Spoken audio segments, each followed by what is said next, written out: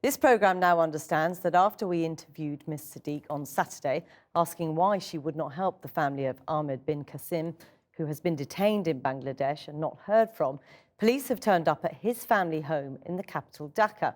There's no suggestion that this has anything to do with Ms Siddiq, but Channel 4 News understands the family has apparently been asked to behave themselves, and this is the first such visit for some time.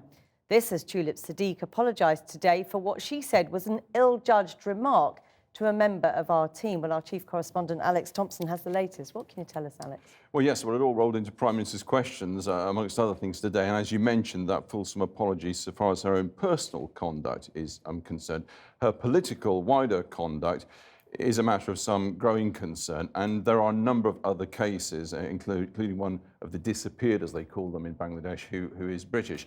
The real immediate concern and the focus of this isn't Channel 4 News, nor should it be, nor indeed Tulip Siddiq. It is, of course, the man concerned, Ahmed bin Qasim. His family, defenceless family, now find themselves being visited by armed men in force. They're extremely worried that they should become disappeared as well. Now, here's the thing.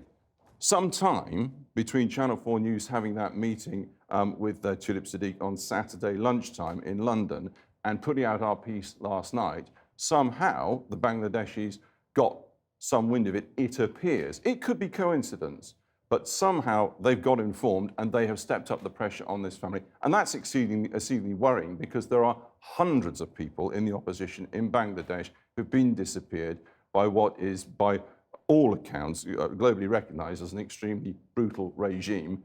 And Tulip Siddiq, as we'll see tonight, is uniquely concerned with that. So let's start off, I think, first of all, looking at the person who's become the real focus, and rightly so, at the centre of this, the man concerned who's been disappeared and his family. Ominous developments tonight concerning the family of the person at the centre of this story, the British-trained barrister Ahmed bin Qasim, kidnapped by government agents in Bangladesh. We met Tulip Siddiq around midday on Saturday. From then on, Mr. Qasim's family in Bangladesh say they've been harassed by government forces. That is, before last night's report was broadcast. Uniformed police officers attending the property happened before the Channel 4 show with Tulip Siddiq aired last night. So there was already some intimidation. But what happened today, after the show was aired last night here, is a large number of armed police officers came onto the property.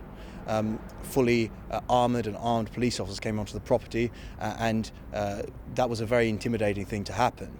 And the family were worried that they were going to be disappeared by the security forces. Coincidence possibly, but since last night's report, the harassment in Bangladesh has reportedly increased. What's happened here, it seems, is they found out about the programme in some way before it's been aired, and they're seeking to intimidate the family there. And that's what's happened yesterday and again today. And what I hope is those with the power in this country, and they know who they are, make it quite clear to the Bangladeshi authorities that harassment and intimidation of the family will not be tolerated. We asked Tulip Siddiq if she or anyone she knows contacted the Bangladesh authorities after the meeting. We've yet to have a response to that specific question. Tulip Siddiq is a human rights campaigning MP, but her family contacts with the brutal Awami League Bangladeshi government go far beyond simply the Prime Minister, who is her aunt. Her mother is the sister of Sheikh Hasina, is also a powerful person within the Awami League. Her uncle, her father's brother, is the military advisor to Sheikh Hasina and has a significant role in respect of law enforcement agencies. And her brother is a propagandist for the Awami League. In a statement issued this morning, Tulip Siddiq said, "I have no capability nor desire to influence politics in Bangladesh." Yet she apparently carried the following, now deleted, statement on her website when she was a Labour activist. "I'm interested in Bangladeshi politics and managed a successful media campaign for Sheikh Hasina, recently elected Prime Minister of Bangladesh.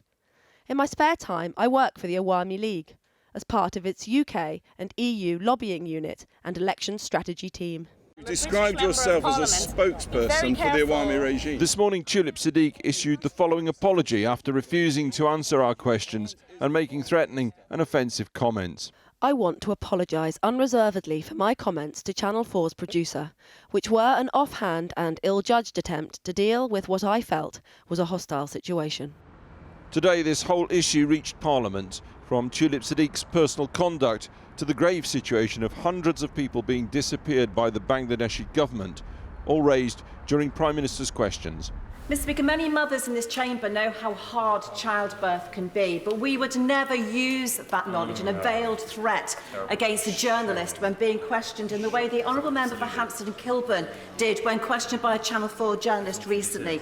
As I assume the First Secretary is not pregnant, would he please complete the work that journalist tried and ask the Honourable Member for Hampstead and Kilburn to use her influence with her aunt, who is the Prime Minister of Bangladesh, whose regime is responsible for the kidnap of Ahmed bin Qasim, and ask for his release. And I can assure my honourable friend that Bangladesh remains an important human rights priority area for the Foreign Office, and that we continue to raise allegations of enforced disappearances at all levels of the government of Bangladesh. Outside Parliament, Tulip Siddiq's been rightly praised for her human rights campaigning from the British woman held in Iran across a variety of issues from Palestine to the Rohingya.